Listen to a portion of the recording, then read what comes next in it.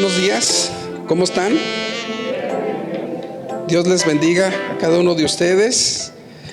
Nos da gusto verles. Reciban un cordial saludo de nuestro pastor, el hermano Javier, y la hermana Esperanza. Ellos están en Casa de Oración Apatzingán. Están compartiendo la palabra en aquel lugar y el próximo miércoles él estará impartiendo la enseñanza de regreso aquí en Uruapan.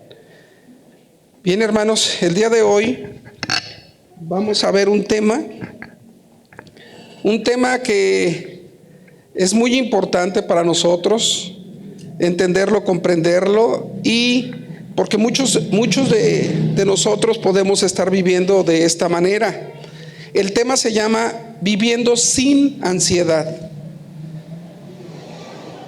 Y para eso vámonos a ir al libro de Lucas, capítulo 12, verso 22 en adelante.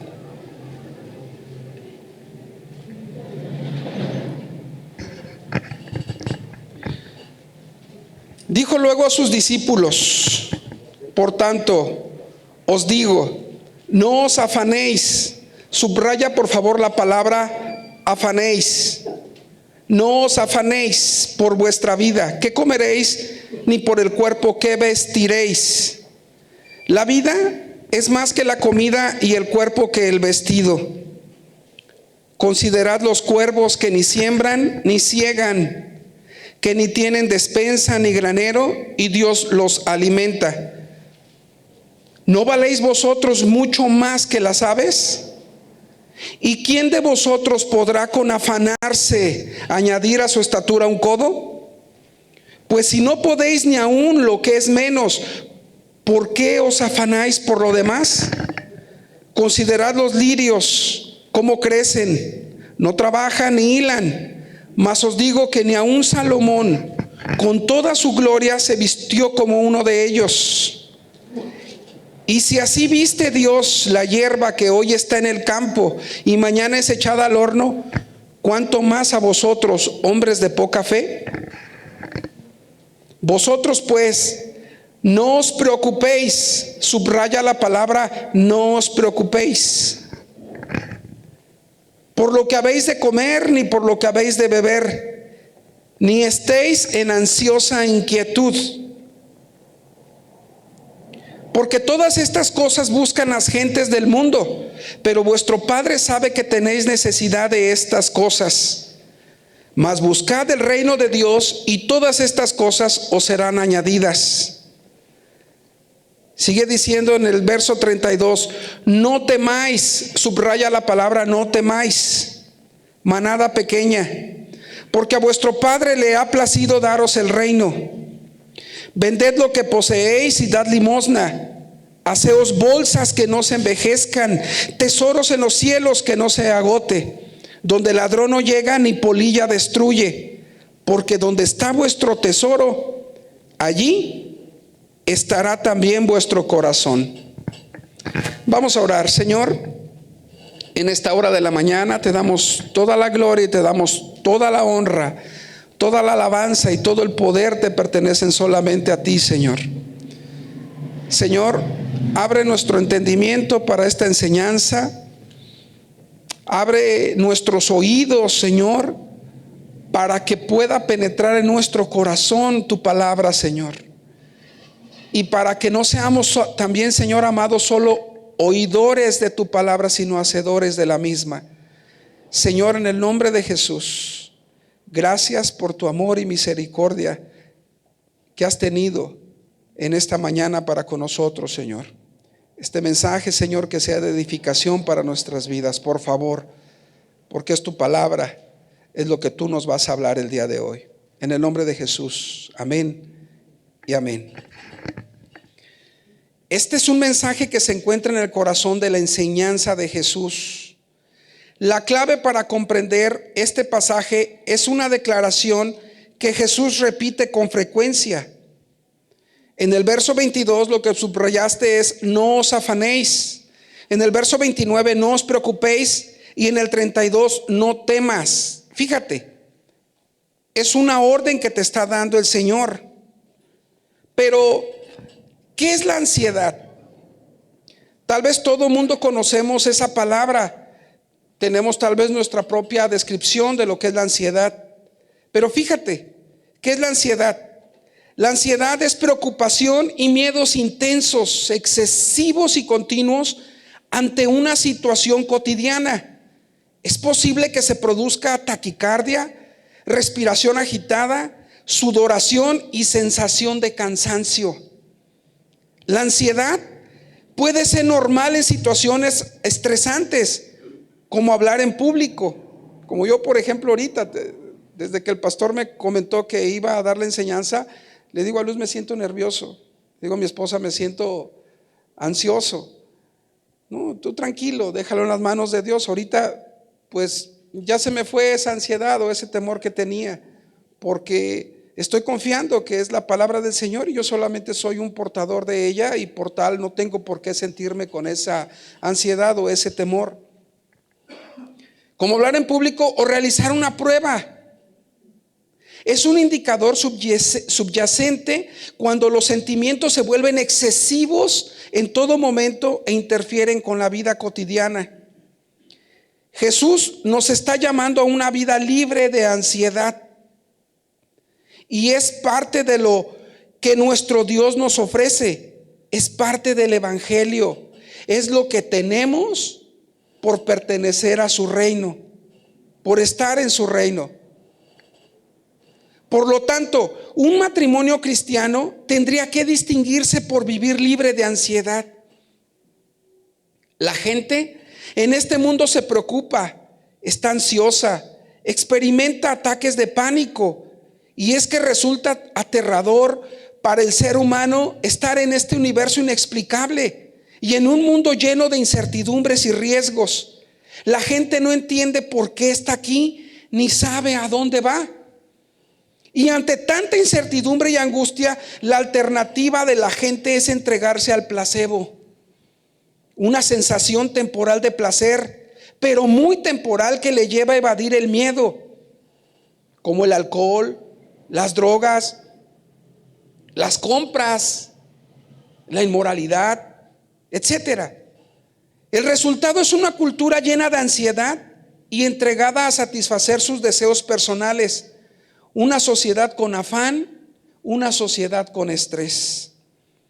Hay un mundo médico que cada vez es más grande y que solo existe para intentar ayudar a la gente con estrés. No hay preocupación que no esté catalogada médicamente. No hay preocupación que no sea diagnosticada hoy en día.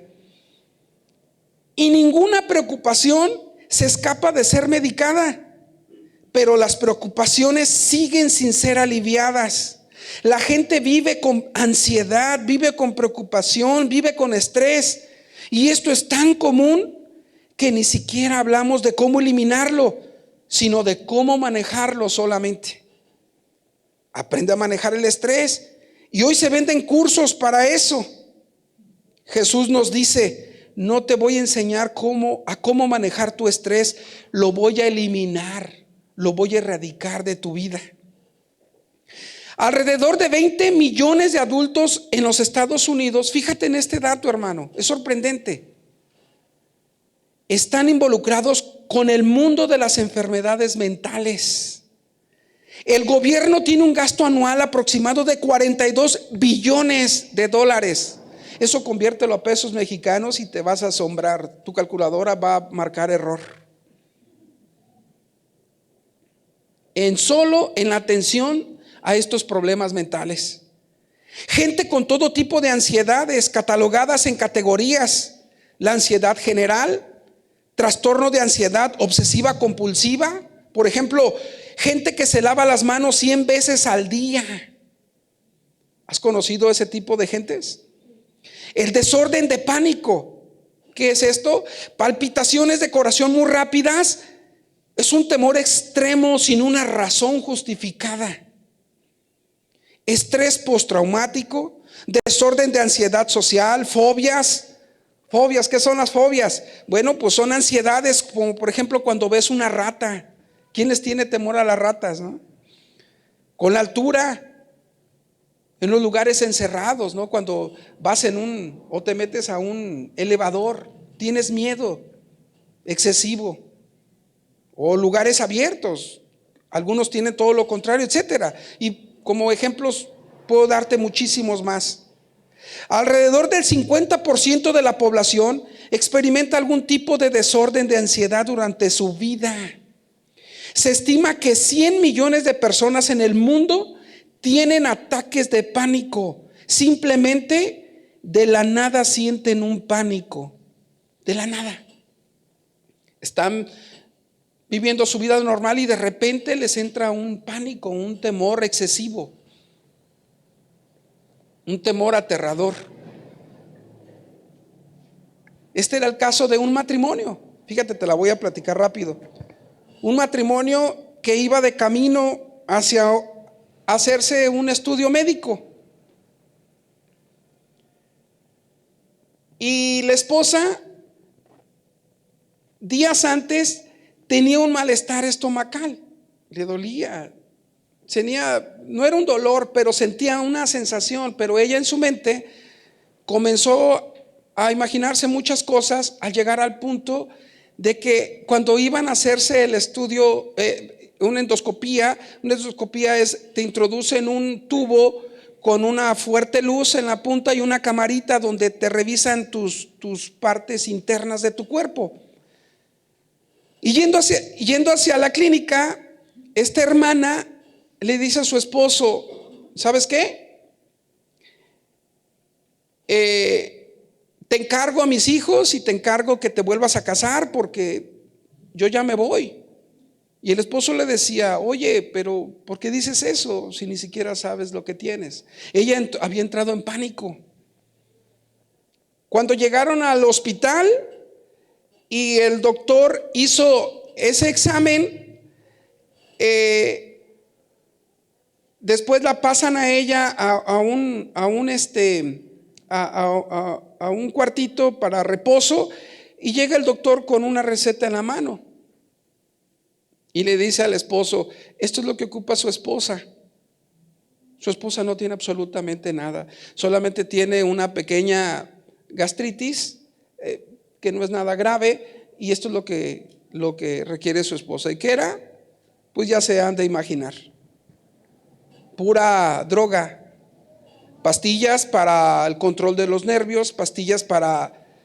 Y ahí ella entendió, ella supo que no tenía que preocuparse a ese extremo, no tenía por qué caer en un pánico tan extremo, y ahí ella entendió que no necesitaba de pastillas y que tenía que creer más en Dios, confiar más en el Señor.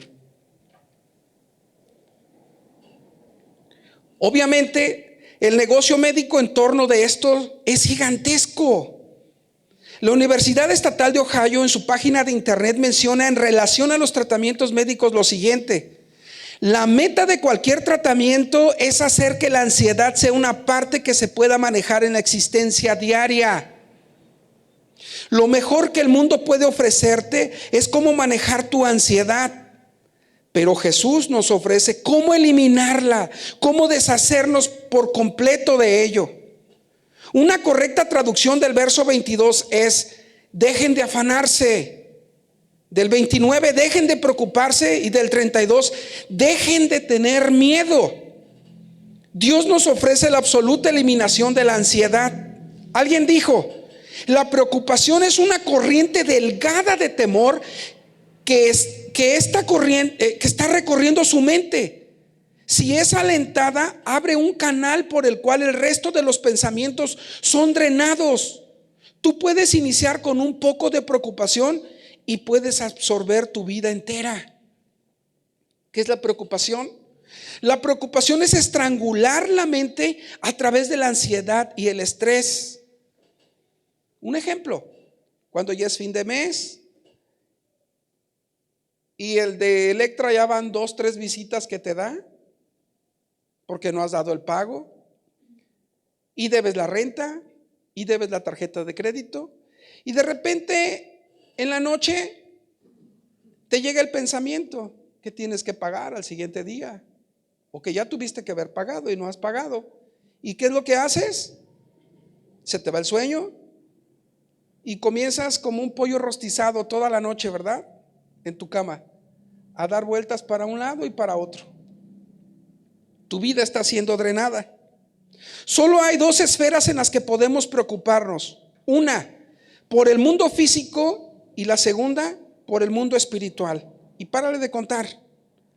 Podemos preocuparnos por lo que es físico y por lo que es inmaterial. Podemos preocuparnos por lo que es terrenal y por lo que es celestial. Y precisamente Cristo nos dice que no necesitamos preocuparnos por eso, ni por una ni por la otra. Escucha bien. En el verso 22 dice: no os afanéis por vuestra vida. O sea, tu cuerpo, lo que requiere para alimentarlo, para vestirlo, deja de preocuparte por las cosas básicas de la vida. Después en el verso 32, no temas espiritualmente, porque su Padre ha escogido con gusto darles el reino.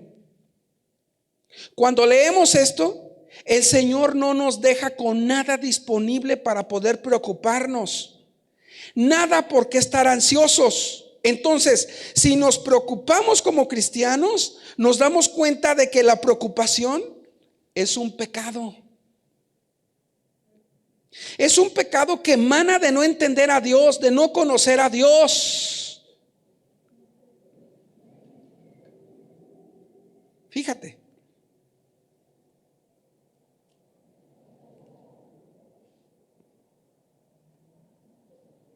¿Se acuerdan?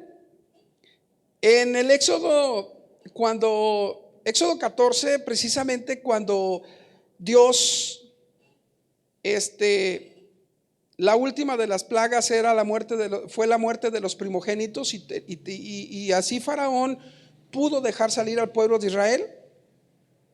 Y el pueblo de Israel dice que despojó al pueblo egipcio, porque el pueblo egipcio le dio también riquezas para que se llevara el pueblo de Israel.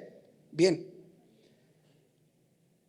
cuando ellos emprenden su salida de Egipto, en Éxodo 14,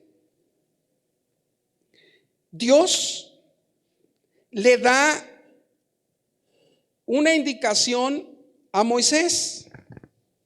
Y la indicación que le da a Moisés, la orden que le da a Moisés es de que vaya y que le diga al pueblo de Israel que den la vuelta y que acampen en tal sitio, en tal lugar, porque en ese lugar Dios iba a volver a endurecer el corazón de Faraón, y Faraón iba a llegar a ese lugar. Faraón iba a decir: pues están atrapados entre el desierto y el mar.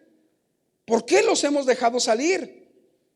¿Por qué los hemos dejado de que nos salir a ser libres y dejar que nos sirvan? No, vayamos por ellos nuevamente. Entonces, en el Éxodo 14, todo el Éxodo 14 habla precisamente de eso. Cuando Moisés les da el aviso a los israelitas y le dice: no tengan miedo, Dios se va a glorificar en todo el ejército de Faraón. Pero resulta ser de que cuando los israelitas vieron al ejército de Faraón, llegaron, y dice la Biblia que llegaron con pánico. Se espantaron a tal extremo de que llegaron con Moisés y le dijeron: oye, ¿qué no te dijimos? ¿No te dijimos que en Egipto podríamos tener de perdido una tumba o un lugar donde poder morir? Ahora nos ha sacado y vamos a morir. Fíjate lo que están diciendo el pueblo cuando se les había ya dado el informe de lo que iba a pasar. Cayeron en pánico. Y esto es muchas veces también lo que vivimos como iglesia. No le creemos a Dios lo que va a pasar. ¿Quién se preocupa? alguien que no entiende el amor soberano de Dios, el cuidado soberano de Dios. Esto es lo que Cristo nos ofrece aquí, una vida libre de ansiedad. Y cuando tú vienes a su reino, Dios cuida de nosotros. Es ahí donde deberían terminar nuestras preocupaciones. Y para eso tienes que creerlo, tener esa fe. Vamos a ver algunos puntos que nos muestran que la preocupación tiene su origen en ignorar algo de Dios.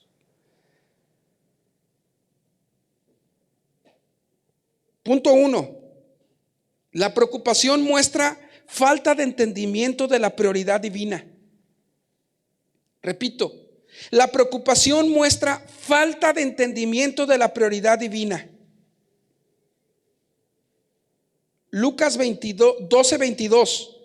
Dijo luego a sus discípulos: por tanto, les digo, no os afanéis por vuestra vida, qué comeréis, ni por el cuerpo qué vestiréis. La vida es más que la comida y el cuerpo que el vestido. Esto no es difícil de entender. Sin embargo, hay cosas que no están tan en la superficie. En primer lugar, Él les dijo a los discípulos, por tanto. Esta frase nos conecta con un antecedente en el verso 21, que dice, Lucas 12:21, así es el que hace para sí tesoros y no es rico para con Dios. Por tanto, tú tienes que tomar una decisión en la vida. Si vas a hacer tesoros para ti o vas a ser rico para Dios. Lo cual es una manera de decir, hagan tesoros en el cielo, como lo dijo en Mateo 6:19 al 21. Entonces tú tomas una decisión. O eres un egoísta y materialista que deseas acaudalar, o haces tesoros en el cielo. En Mateo 6:24 Jesús dijo, ninguno puede servir a dos señores, porque aborrecerá al uno y amará al otro, o estimará al uno y menospreciará al otro. No podéis servir a Dios y a las riquezas. Entonces, en la esfera material vemos un origen espiritual. O sirves a Dios o sirves al dinero. Por tanto, tengo algo que decirles. Y aquí podrían haber estado pensando los discípulos, si no velo por mí, ¿quién más va a velar por mis intereses? Y justamente es la respuesta que Jesús les da. Dios va a cuidar de ti. Dios es quien alimenta las aves. Dios hace crecer el pasto. Dios es quien les sustentará, porque ustedes han venido a estar bajo el cuidado de Dios.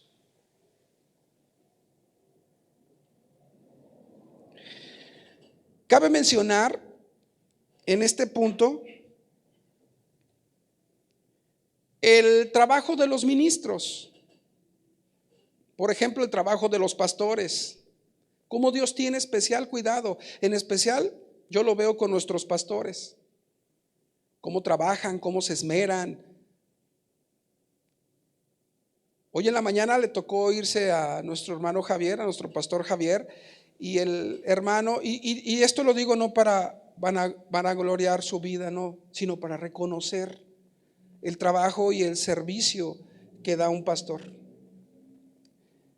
El hermano no podía manejar, no puede manejar en este momento porque trae un dolor en el dedo del pie. Tuvo que pedirle apoyo a otro hermano para que lo llevara a compartir la palabra a casa de oración a Patzingán. O me recuerdo hace unos años atrás, todavía cuando estábamos en Costa Rica, en la calle Costa Rica, que le dio chikungunya. Y no sé, a los que han estado aquí ya por varios años se han dado cuenta, el hermano llegó y tuvo que predicar sentado, ¿se acuerdan? Porque no podía sostenerse en pie por el dolor que le padecía esa enfermedad, los síntomas de esa enfermedad, que fue a predicar a Tierra Caliente y andaba muy de moda el virus de la chikungunya, ¿verdad? Entonces nosotros tenemos que reconocer el trabajo de ellos. Y cabe mencionar que como iglesia tenemos que estar apoyando también nosotros con nuestros diezmos, con nuestras ofrendas. Y créanme, Los servidores estamos cerca del ministerio de nuestro pastor y vemos las necesidades. Y es importante recalcarles esto, hermanos. Es importante ser fieles como iglesia también. O me recuerdo también de un testimonio que nuestro hermano Antonio Lázaro, ¿cuántos se acuerdan del hermano Antonio Lázaro? Todos, ¿verdad? Un testimonio que a mí me dejó de veras impactado en mi corazón y me doy cuenta cómo cuando te decides entregar tu vida por completo a Dios, Dios suple toda necesidad. Él tiene un ferviente deseo de ser misionero. Él era misionero, él fue misionero y aún. Y él platica yo le pregunté directamente a él, hermano, ¿pero qué le hace hacer esto? Le pregunté esto porque él decía que se internaba en la sierra en Oaxaca, en la sierra caminando por horas para llegar a rancherías y compartir la palabra. Entonces yo le preguntaba al hermano, ¿y por qué hace esto? Y dice, es que hay un deseo ferviente en mi corazón que no lo puedo controlar. O sea, no a todos.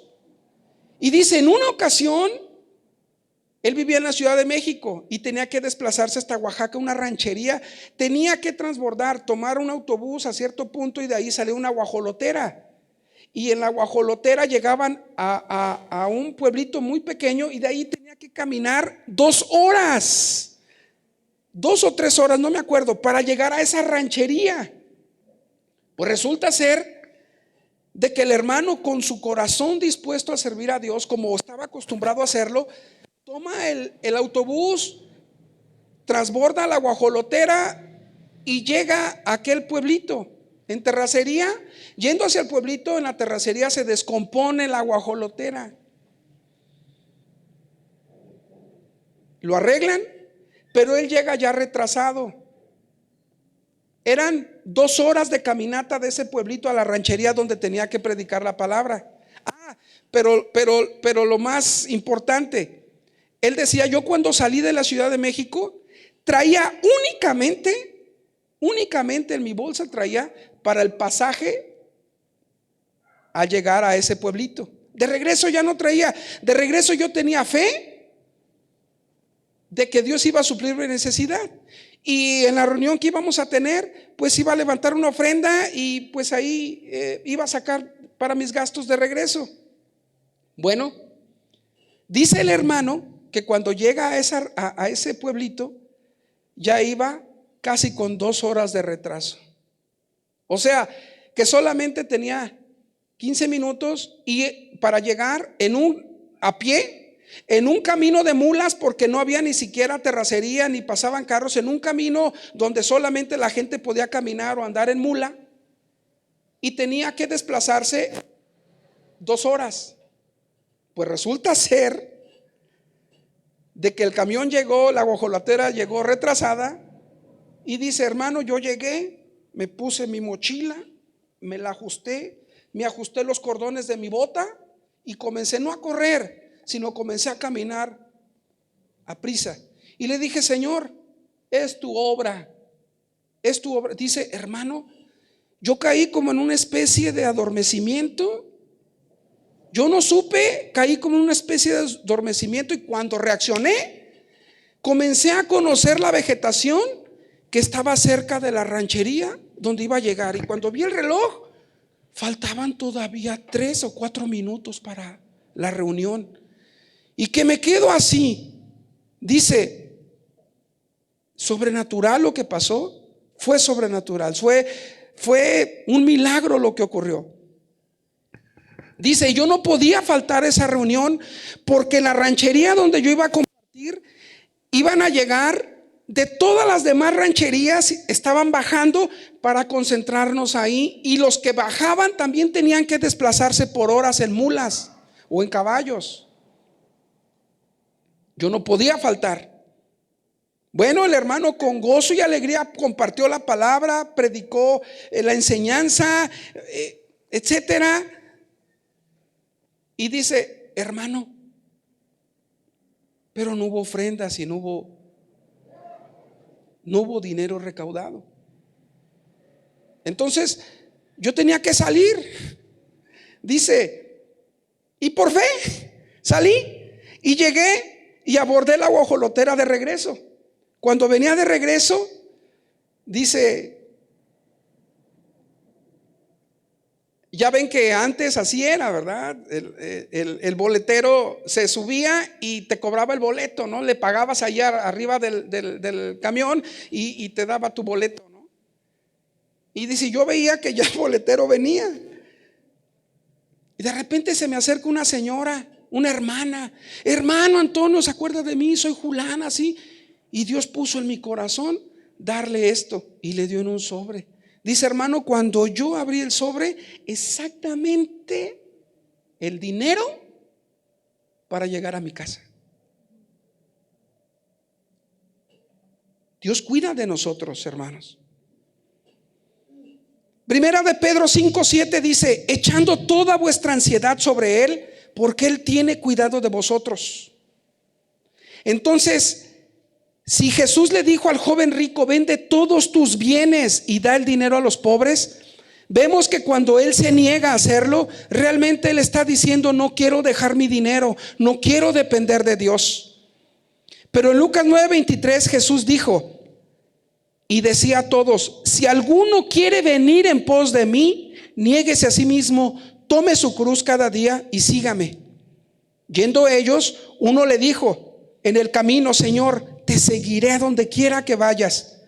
Y Jesús le dijo, las zorras tienen guaridas y las aves de los cielos nidos, mas el Hijo del Hombre no tiene donde recostar la cabeza. Jesús les está diciendo, si me sigues te puede costar todo.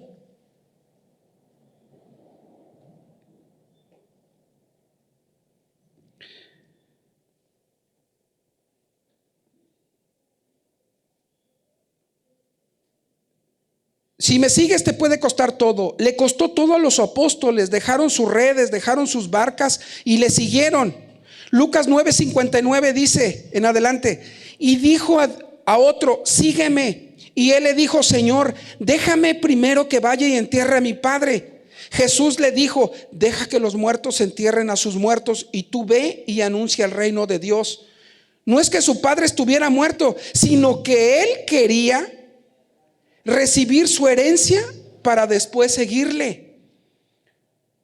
Lucas 9:61. Entonces también dijo otro, te seguiré,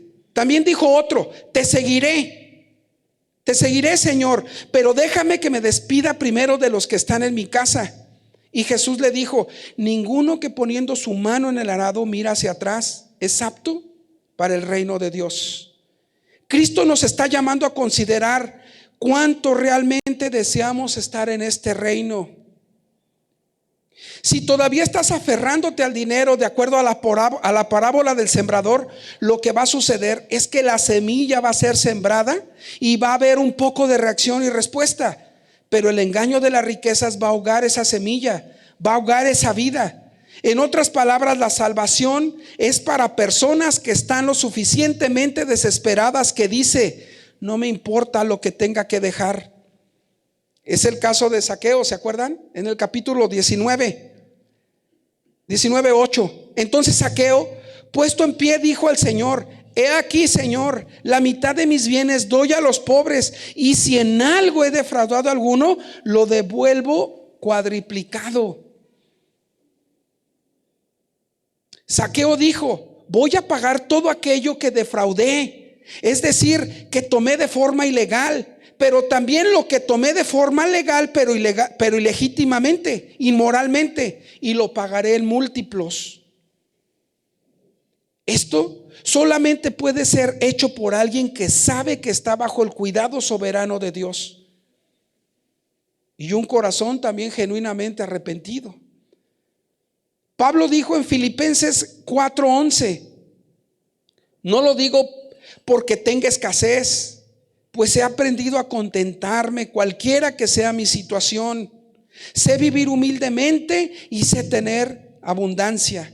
En todo y por todo estoy enseñado, así para estar saciado como para tener hambre, así para tener abundancia como para padecer necesidad. Todo lo puedo en Cristo que me fortalece. ¿Cuál es el secreto de una vida así? Confiar en Dios. No importa si algunas veces tienes mucho u otras tienes poco, siempre tendrás lo suficiente. ¿Por qué? Porque Filipenses 4:19 dice: mi Dios pues suplirá todo lo que os falta conforme a sus riquezas en gloria en Cristo Jesús. Al Dios y Padre nuestro sea gloria por los siglos de los siglos. Amén. Una pregunta, hermano: ¿confías a Dios en este extremo? Ahora, esto es un asunto de prioridad divina. ¿A qué nos referimos? Regresemos al texto de Lucas 12:22. Dice: dijo luego a sus discípulos: por tanto les digo, no os afanéis por vuestra vida, qué comeréis, ni por el cuerpo, qué vestiréis. Esto preocupaba a la gente seriamente en el tiempo de Jesús. No había tiendas de comida rápida, no había almacenes para escoger estilos o marcas como hoy en día. Si querían comer en ese entonces, tenían que comprar el grano, molerlo y preparar. Si querían ropa, tenían que comprar los hilos y elaborar las prendas. Por eso en la primera carta de Timoteo 6:8 dice: así que teniendo sustento y abrigo, estemos contentos con esto. Era suficiente tener 2 comidas al día para sobrevivir y la ropa necesaria, no para lucir estilos o marcas, sino para mantenerse caliente y protegido del frío o cubierto del sol del Medio Oriente. Pero Jesús les dice: no se preocupen por la vida física, qué comerán o qué vestirán. Es decir, no se preocupen por el sustento. En el 2007, me acuerdo todavía, creo que fue en el 2007, no estoy muy seguro, tal vez un año más, un año menos. No sé si se acuerden que en la zona cayeron fuertes granizadas inusuales, les llamaron, granizadas de un tamaño no normal. Y resulta ser de que en esa época varias huertas de aguacate fueron destruidas, así como lo escuchan, destruidas por el tamaño y la dimensión del granizo. Iban, en esa época iban, no me acuerdo, no fue 2007, fue 2012, 2013, por ahí así. Resulta ser de que llevábamos la cuenta de cuántos suicidios de productores de aguacate habían. Yo conté hasta 7, no sé si hubo más. Pero los testimonios era de que llegaba el productor y veía todo aquello devastado, como si hubiera caído una bomba, hermanos, algo horrible, y sacaban su arma y ahí se mataban en la huerta.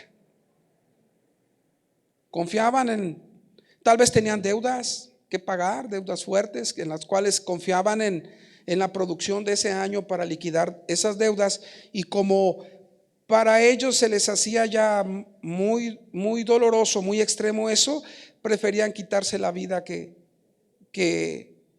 confiar en Dios. Jesús nos está diciendo que existimos por otra razón más alta. La vida es más que el alimento y tienes un cuerpo para más razones que simplemente ropa o alimentarlo.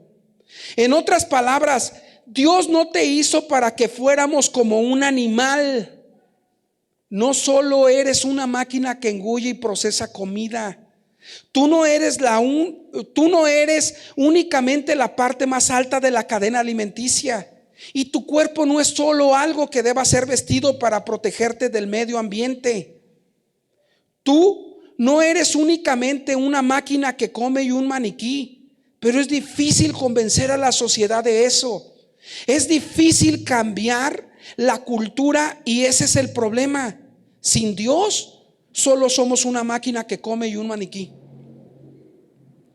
Pero Dios no nos dio la vida solamente para eso. No solo estamos aquí solo para existir. Dios que vivimos y nos movemos. Dios tiene propósitos superiores en los que inserta nuestras vidas. Y la idea es para aquellos que están en el reino. Si Él quiere que vivas y si te ha apartado para su reino, Él tiene propósitos en los que quiere insertarte para su gloria. El problema de considerar que Dios tiene un propósito para mi vida es que como seres humanos, con una naturaleza caída, simplificamos nuestra existencia a ser suplidos, pero también la existencia de Dios a ser un proveedor. Y entonces existo solo para ser suplido y Dios existe solo para proveerme. ¿A qué te sabe eso? Generalmente cuando se habla del propósito de Dios para mi vida, se piensa en términos de dónde viviré, dónde trabajaré, con quién me casaré, dónde vacacionaré. Simplemente mi vida se convierte en un consumidor de bienes y Dios como un proveedor de bienes para garantizar que nada me faltará. Decretos y declaraciones absurdas que ya hemos conocido y que aquí en Casa de Oración se nos ha enseñado mucho acerca de estos temas. No existimos porque Dios tenga un propósito para nuestra condición caída y egoísta. Existimos con un propósito que no es nuestro. Es un propósito de Dios. Y nuestra vida en Cristo y solo en Cristo puede alcanzar por primera vez una posición en la que participe en darle gloria a Dios. Entonces, no se trata del propósito de Dios para mi vida, sino del propósito de Dios, y como por su gracia me hace formar parte de ese propósito donde el único fin es servirle y darle la gloria. Cuando vemos la óptica de Dios, entonces dejo de ser la pieza central de la existencia y ahora sí, en orden comienzo a girar en torno de Dios y por tanto de intereses mucho más altos que simplemente qué comeremos o qué vestiremos o cómo ganaremos o cómo nos saciaremos. Dios nos dice: te he llamado, te he salvado gracias al sacrificio de mi Hijo Jesucristo y te he llevado a mi propósito, el cual es que con tu obediencia pueda ser un lugar donde yo me glorifique, pero encárgate de mantenerte vivo para que lo puedas cumplir. Saber esto es lo que nos permite decir con toda profundidad: ahora sí, Jehová es mi pastor.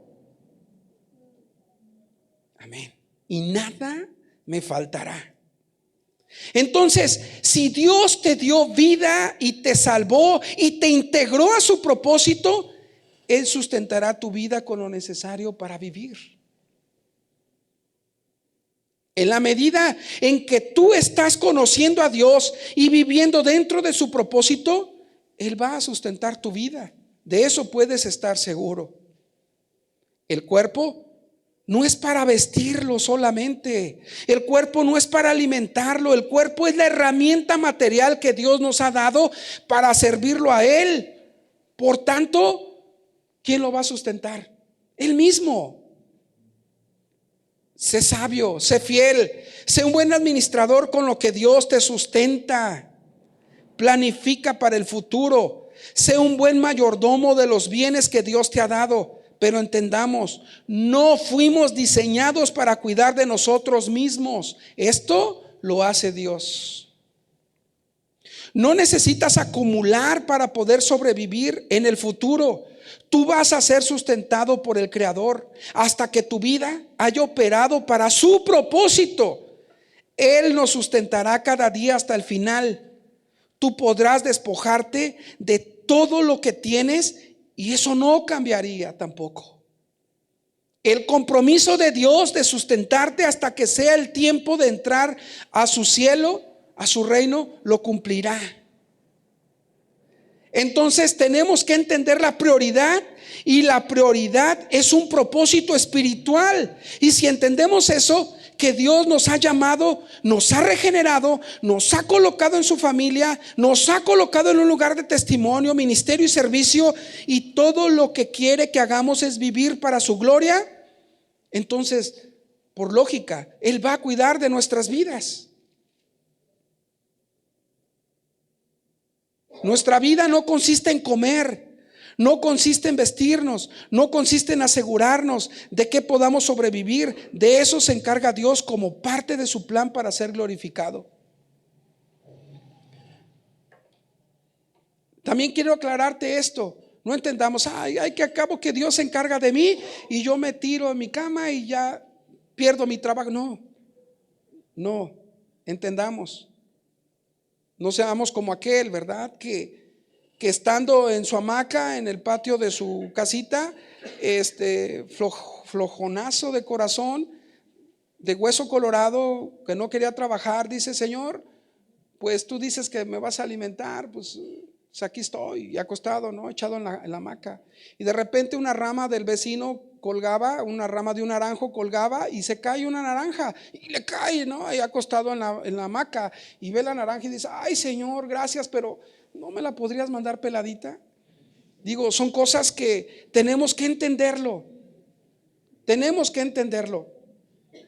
Era una viejecita que sufría, sus hijos la habían abandonado, como muchos casos de hoy en día, ¿verdad? Que los ancianos están sin el cuidado de sus hijos emigran hacia los Estados Unidos o se van y ya no tienen cuidado de sus madres, y ya una ancianita, y la ancianita era una mujer de oración, era una mujer de la palabra, una mujer de fe, y ella le decía al Señor, ella ya no podía trabajar porque era muy de años muy avanzados, y le decía al Señor: Señor, yo confío en ti, tú vas a proveer, tú vas a suplir mi necesidad, Señor, yo sé que tú vas a suplir. Entonces, en eso, unos vecinos que eran satánicos escuchan, porque la viejita oraba con fervor, oraba con fe. Entonces ellos escucharon la oración de la anciana, y el líder de ellos mandó a sus compinches a comprar una despensa, y dice el líder de los satanistas: miren, cómprenle de todo, la despensa que sea abundante, que sea grande, y ustedes lleguen y toquen la puerta. La viejita vivía en un cuartito de madera. Lleguen y toquen la puerta, y cuando abra la viejecita la puerta y vea todo aquello, ella va a preguntar: ¿quién me lo mandó? Entonces ustedes van a decir: Satanás. Entonces así fueron, compraron, llegaron, tocaron, la viejecita abrió. Ay, señora, le traemos esta despensa. Ay, muchas gracias, pásenle ahí en esa mesita de madera, pónganla por favor. Ya la pusieron todo, y los hombres esperaban que preguntara a la viejecita, ¿no? Y no preguntaba. Entonces, ya desesperados, aquellos: bueno, señora, ¿y usted no va a preguntar quién la mandó? Y la viejecita dice: no, mijo, porque cuando Dios manda, hasta Satanás obedece. Confiemos en Dios, hermanos. Confiemos de que Dios suplirá todas nuestras necesidades conforme a sus riquezas en gloria. Es la prioridad. Y si entendemos la prioridad divina, que vivimos y existimos para el propósito de Dios, y Dios sustentará nuestras vidas para que su propósito sea cumplido, entonces no tenemos por qué preocuparnos de ello. Hermanos, vamos a orar.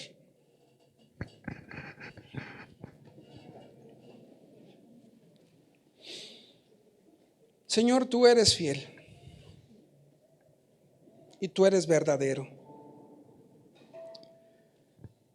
Señor, esta enseñanza ha dejado mucho al descubierto en nuestros corazones. Si realmente creemos en ti, al grado de descargar todas nuestras preocupaciones, al grado de descargar toda nuestra ansiedad en ti, Señor. Señor, perdónanos.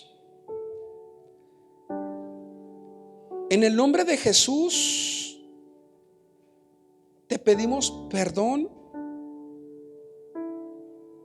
porque esto claramente me desnuda delante de ti.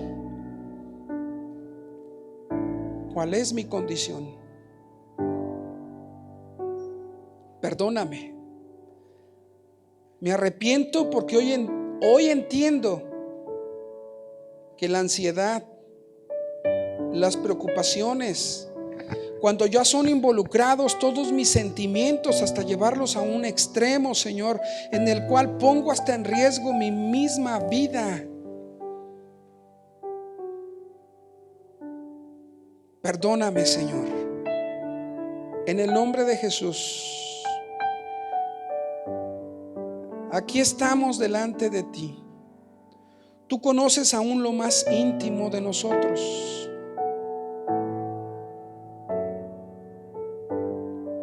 Tú conoces la desesperación que a veces tenemos ante tal situación, ante tal necesidad.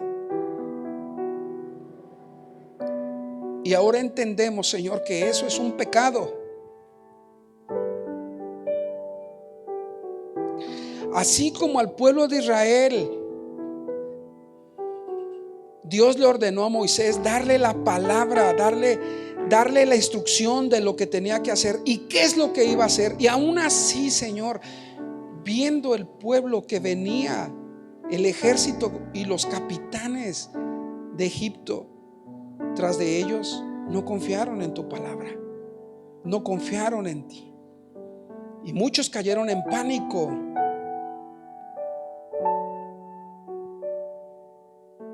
Señor, y es lo que nos ocurre hoy en día a nosotros. Pero en esta mañana, Señor, me arrepiento de ello y reconozco que necesito confiar plenamente en ti. Mis problemas y mis necesidades tú las conoces. Aquí están, te las entrego. Tú más que nadie conoces lo que soy y lo que tengo. Aquí está, te lo entrego, Señor, porque no puedo vivir una vida de apariencias. Necesito vivir por fe. En el nombre de Jesús te doy gracias, Señor. Amén y amén. Y con esto